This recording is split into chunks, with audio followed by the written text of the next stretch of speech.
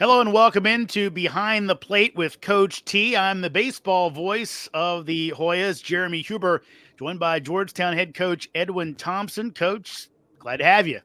Great to have you back. Great to have you. Obviously, it's always good to talk some baseball with you. I always enjoy our conversation, so it's great to have you and be with you today.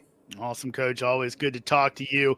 Coach, we're reconvening as we're heading into conference play. And let's start there. Obviously, it's been a good campaign for you guys so far.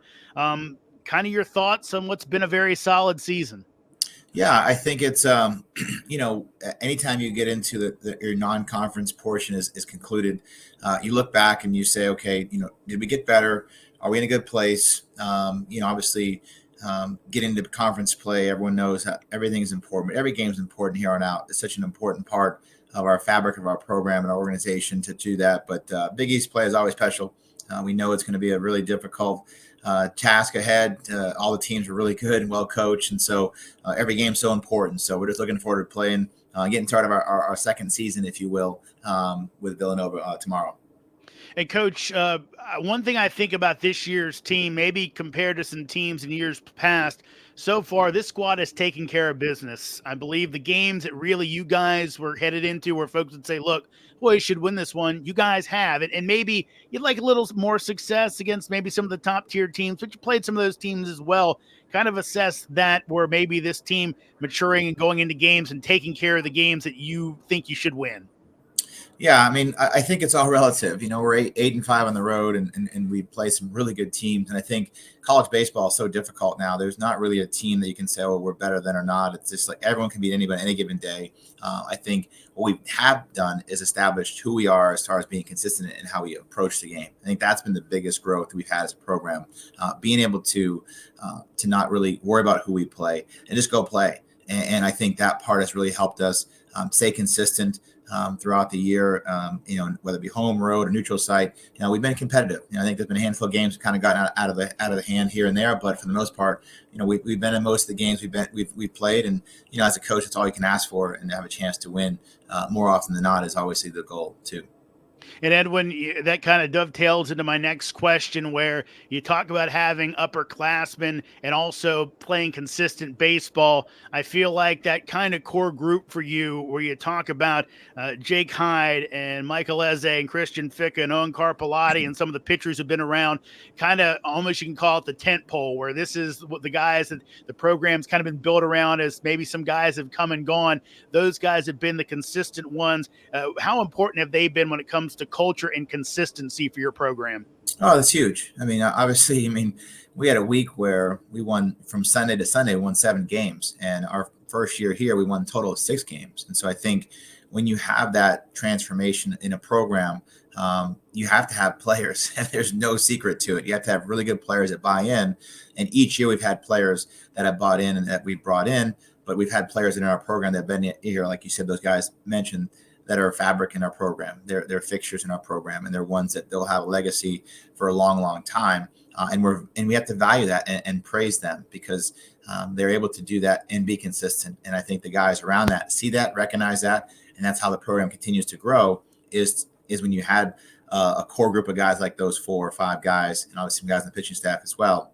It makes my job and our coaching staff's jobs easier just to kind of go out there and perform on a consistent manner. Edwin, before we get deeper into players, I kind of want to jump into something I think has shown some of the growth of your program is your new venue, Capital One Park. I know you were just so proud. It was kind of like, a guy wants to show off his new car and just look at this thing and how big it and what it meant to your program. And I feel like this has really been an improvement for you guys. No, just any thing to get the other places you've played kind of moving around, but I feel like at Capital One Park, not only has it been maybe a little increased fan presence, but a spot you guys have really seemed to get comfortable in. Kind of talk about your new venue. Yeah, I think what it's allowed our guys are to be consistent. We kind of expect now that we're going to have a good crowd. We have great support from Capital One and all the people and all the partners that are with the venue. So it really allows our fans to have a great experience. And I think that knowing where we're going to be from day to day is really huge. And I think at the same time, our players enjoy playing there. It's a unique setup. It has a lot of, cool things and fixtures. You haven't been out there. I encourage everyone to come out this weekend or whenever you can. But it just really has allowed us to give us some calmness in our program. The one thing that we, maybe not have had a staple has been our own facility, which we won't necessarily have our own facility, but we feel like we're part of the organization. We feel like Capital One has embraced us and we embrace them. And so it's a great partnership and it's a great place to watch a game. I haven't necessarily watched one yet in the stands, but I can just hear, from family and friends and other fans, what a great experience it has been so far. So we're excited to continue to see the growth as the weather starts to heat up. We'll see, more fans coming out to the ballpark. Yeah, I've been really, really impressed with some of the crowds out there to catch the Hoyas and a good team under you. Coach, let's talk about that team. You've lost some top arms on the season, but I feel like two big stories in that pitching staff have to be Everett Catlett, who looks like he's kind of become the pitcher you guys thought he could be originally, and Marcello Mastriani, who's kind of pitched beyond his years. How's that duo done it? Yeah, I think Everett, we kind of, knew he's had that ability in him for a while. Obviously he was a Friday starter as a freshman, was hurt in 22 and kind of was coming back last year for his first, season. But this is his first full season in college baseball, first full season under his belt. So he's experienced, he's confident, he's seen a lot. He's really matured. I think the last few starts he's had, he's really just matured, not letting things get to him. So it's been really great to see him. And then Marcello, we felt after we played, he pitched against Maryland last fall. We're like, we didn't know where his role may be or how it's going to evolve. And obviously with some injuries, like you said, he's done a great job of stepping up and allowing us to have some length on a weekend. And he's given us, out of the bullpen weekend, he's kind of a hybrid guy. He's like, whatever you need me to do. He's a great learner.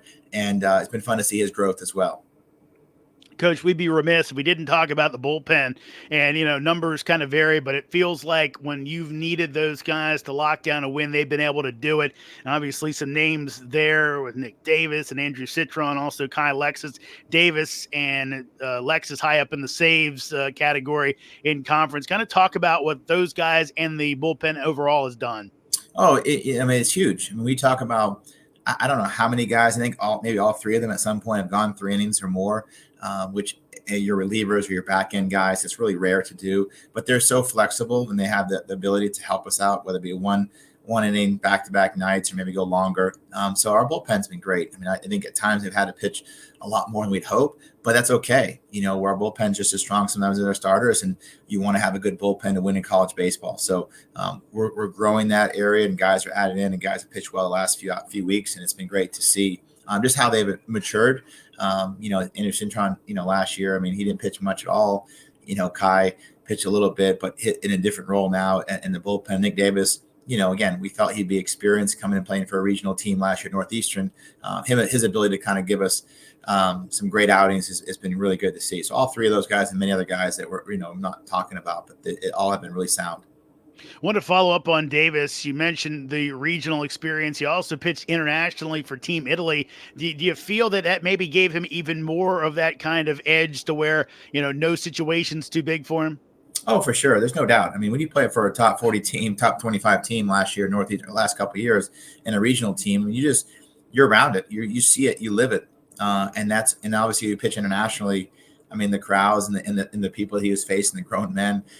So how do you deal with that day to day? It definitely helped. The only thing that probably hurt him was, we didn't have much time with him in the fall. Coach Capon and Coach Mo didn't have a lot to work with him until the preseason, because he was just kind of gone this fall. But the partnership and the way he's come in and really bought into our system, they've done a great job with him getting him going. So it's been fun to watch his ability to evolve.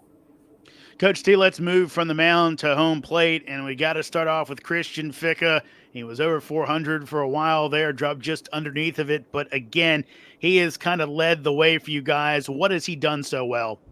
Plate recognition. I think there's no doubt his ability to recognize pitches and not miss his pitch. And it's easier said than done. It's really hard to do. But I think he's got more walks and hit by batters and strikeouts or something like that. That's always a good sign of a really good hitter. And when we needed big 2-out hits, he's done a good job. But it also takes us a walk at the same time. So I think just that ability when we need a big hit, we've kind of gone to him a lot this year. But it helps when you have other guys around him too. So he's done a great job as a recognition as play discipline. T, when I talked to him about kind of his time at Georgetown and why he was hitting so well, he said, and I want to get the quote kind of right, he basically said, look, just being in this program is going to help you develop. You have time. Once you're in it for a while with Coach T and his staff, you're really going to become a better player, especially at home plate. How satisfying is it for you to see guys improve, not only in the short term, but in the long term, like a Thicke who's been in this program for 4 years now? Yeah, I mean, again, Coach Brock Keener and Trevon Johnson do a great job with our hitters, and so I try not to mess it up. That's my goal. Make sure I get the right guys in the right spots. But I think we want our players to get better. We want to feel that it's okay to fail, and if they do fail, they're able to kind of respond and have a chance to continue to keep playing and get those opportunities. And that's really an important part. But we try to work really hard at guys' individual player development, allowing them to grow and make mistakes, but at the same time push and challenge them to make sure they're getting all that they can out of their experience. Coach, let's go from a guy, like I said before, kind of one of those pillars, been here with you forever, to a new guy who's really excelling. Josh Rowling coming in. He's your second best batter as we speak right now. He's leading the conference in walks, I believe, and he's really jumped up that batting average. We know seasons are long. This could change, but really a guy that was at 250 to 260 hitter, now up over 300. Kind of talk about how Josh has come in and really improved himself at the plate. Yeah, I mean, another guy that I think early in the first 4 or 5 games was kind of just getting used to. We moved around a little bit in the lineup, and pretty much once we moved him to the 2-hole behind Hyde in front of Thicke, you hit in front of those guys and behind those guys. Teams have got to pick their poison, so to speak, and they got we really good top of our lineup, all of our lineup. But I think his ability to kind of just again recognize pitches and take his watch, sometimes too much. Sometimes he takes a little too much. To be in a situation where we want him to swing a little bit, but he does such a good job of getting the right pitches. He uses the whole field really well. 2 strikes, 2 outs. Like he's kind of one of those guys that we kind of really a lot of confidence with to handle the bat like he has. He's done a good job. Coach, we'd be remiss if we didn't mention Jake Hyde and Owen Carpellotti, two of the guys who draw a lot of attention for you guys, where Hyde, as always, being consistent. Carpellotti kind of had a bit of a lull, but he has exploded as of late. Kind of assess their performances so far this year. Oh, yeah. I mean, you hit on the nail on the head of inconsistent. I mean, Jake Hyde's been consistent. Owen's consistent. I mean, I think when you have really good players that are veteran experience, you expect that. There are going to be times where it's baseball. You're going to have stretches where you may only get 1 or 2 hits over 10, 15 at bats. But, if you're getting 200 at bats in the course of a year, it's just part of the process. And I think that's the part that both those guys have done a really good job of not trying to force anything. Sometimes you see guys try to get out of what they do. They've been, whether they've been swinging the bat at a high rate or they haven't had the success they want, they still stay to the plan, still stick to the course, and don't waver from what was gotten them to that point to be consistent. Coach, don't want to ping pong around too much, but want to get back to those freshmen, and we're starting to see those contributions from the youngsters. Blake Schaff had those 2 big hits out in the Ohio State series, get you to that series sweep against the Buckeyes. Ashton Gillio getting more time. Jack Bolo, Mastriani on the mound, some of those freshmen that are starting to get in and really contribute. Are there certain things you look for as a coach to kind of know, hey, this freshman's ready to get out there and compete? Oh, there's no doubt. I think Blake had 3 hits over the weekend. That was really back to back 3 nights in a row. I mean, when you look at freshmen, you try to put them in the right spots to have success, like we do with all the players. And both those guys have done a great job of helping us differently, whether it be starting or off the bench. It's really fun to watch. And I think that part has been great. I think for me, the more that you see freshmen, you just want them to be consistent. And it's you look at them, you can't compare them to a senior because they're going to go up and down a little bit. There's going to be times where they're kind of like swimming. So it's our job to kind of pull them back a little bit, keep them in a good place, and kind of use that over time. So they've both been great, and all the guys have done a good job as well. Coach, before we maybe get a little into the Big East, with your team right now, obviously you've been doing some things well. Are there a few things that you would like to see your team do a little bit better as the season advances? Well, we have to play better defense. There's no doubt. We have to play better defense for us to get into conference. When we get into conference play, runs are going to be harder in general. And then our defense, we got to be able to stop teams when we get, score. But we just got to play better team defense. I'm talking about as a whole. I mean, I think that's going to be something that has not been as consistent as we'd hoped or we thought. But in order for us to kind of get where we want to be, playing really good baseball late in the year, we got to play really good defense. So that's something that we're going to work on and continue to keep working. It's a work in progress. And I think that's the fun part about a season. It's such a long season, and we're kind of getting close to like that halfway point of the regular season this weekend. And so we're getting close to that point. And so just that ability to recognize that we have to improve in the areas. And we know that, we have better with strike hitting, 2-out hitting, all those things, or lead off walks, or, all that stuff is all part of the journey. And I think that makes it fun. Coach, that journey will kind of take a little bit of a turn as you head into conference play against Villanova. We won't talk about the Wildcats specifically, but kind of your thoughts on the Big East this year. I know a lot of folks would love to hear your perspective as one of the coaches in the league. And we've seen so far UConn, Xavier struggle out of the gate a little bit, but they've played Murderer's Row schedule, so maybe not to be too unexpected. St. John's kind of surpassing expectations with some of their big wins. Kind of what you've seen so far and maybe what it might mean for conference play overall. I mean, I think it's people don't realize right now our conference is fourth in the RPI, is the fourth best conference in the country. I know, you can say what you want, but there's something to be said about that, because Creighton just went out to Stanford and beat them in a series. We just beat Ohio State. Xavier's beaten, LSU, Louisville, UConn's won some big games, and obviously, Seton Hall and Butler, Villanova. Like, everyone's had a really good non-conference start. I think it's probably the best non-conference start as a collective, Big East since I've been in the league. There's no doubt. Teams are better, players are better. It's going to be a lot of fun. I mean, it's going to be very competitive. I don't think you have that the separation from top to bottom like you have in the past. And, I think it's going to be all kind of jumbled up there. And it's going to be who's playing the good baseball each weekend to win. And anybody can beat anybody on any given weekend. But I think that makes it really competitive in our conference. And that's exciting. I think people undervalue our baseball side of it. They always talk about the basketball. When you talk about the fourth best conference in the country right now, that's a lot to be said, right? And that's because our teams are winning games collectively. So that's how it all kind of matrix works out. So it's really, I'm looking forward to it. I think as a coach, you want to challenge yourself, and you play really good in a good league. And that's what this league is going to do. It's going to test us really a lot. But our non-conference schedule has prepared us for the Big East, if that makes sense. And so we're more than prepared, and got to go out there and just play, perform. Edwin, one more in that kind of topic. When you talk about Big East games and conference play, I know I've talked to some coaches. They have a different philosophy where they'll say, look, we break the season up into segments, and we say, look, we want to go 3-1 in this segment. We want to do this. Is there any kind of way that you approach that goal with your team where you say, look, we're looking to do this, and if we do this, we will be good at the end of the season? We just want to win every week. That's our goal. So we want to win every week. We don't care who we play. We don't care how many games we play.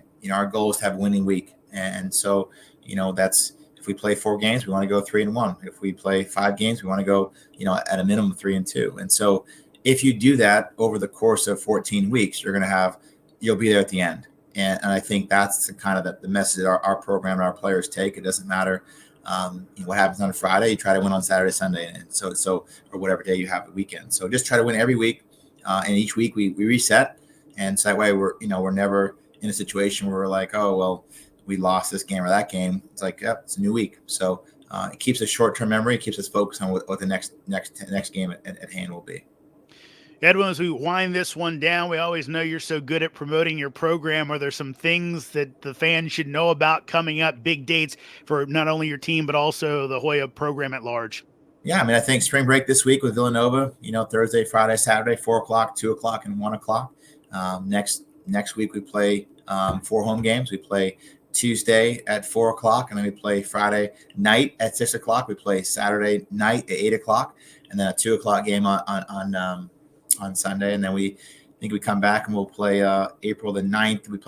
We have Maryland back on our field again, so we have a lot of great, games at Capital One left, and a lot of every game's gonna be really hard and valuable down the stretch, but we love to come out. And I know there's some cool promotions that are gonna be coming up, so just be aware of that and following GU Hoyas, the website and the Twitter so just a lot of good baseball here as the weather breaks, hopefully as the spring comes around, and and the warm air starts to come out, just to come out, enjoy the ballpark, and enjoy watching some good baseball here locally. Yeah, Edwin, some really good games locally for you guys. Again, really the rest of your slate, either Big East or local teams. So a lot of games that should be big for fan interest. Hope to see a lot of friendly faces out at Capital One Park. Well, that's going to wrap it up. Coach, thank you again for taking the time. Really appreciate it. Thanks so much. Appreciate you. That'll wrap it up for this edition of Behind the Plate with Coach T. Remember, Georgetown kicks off conference play with an Easter weekend series against Villanova. See it in person at Capital One Park in Tyson's Corner, or watch it online. Head to guhoyas.com for broadcast links, or follow the Hoyas on X or Instagram for the latest information. Thanks to Coach T, Edwin Thompson, and producer John Flannery. That's all for Behind the Plate with Coach T. I'm Jeremy Huber, Hoya Saxa.